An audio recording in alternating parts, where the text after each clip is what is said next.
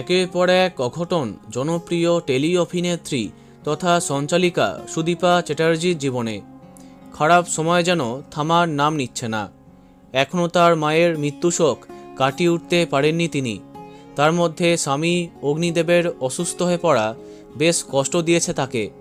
এর মধ্যে তার ছোট্ট ছেলে আদিদেবকে নিয়ে রক্তাক্ত অবস্থায় হসপিটালে ছুটলেন সুদীপা।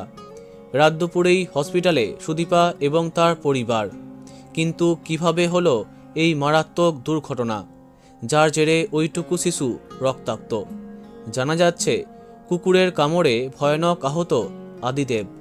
আদিদেবের দুটি ছবি শেয়ার করে বুধবার ফেসবুকে সুদীপা জানান, মঙ্গলবার রাতে কুকুরের কামড়ে রক্তাক্ত হয় তার ছেলে, অনেকটা ব্লাড লস হয়।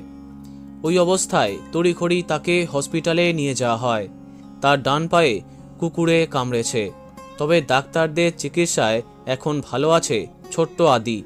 সুদীপা জানান, সবার সহযোগিতায় তিনি তার সন্তানকে ফিরে পেয়েছেন।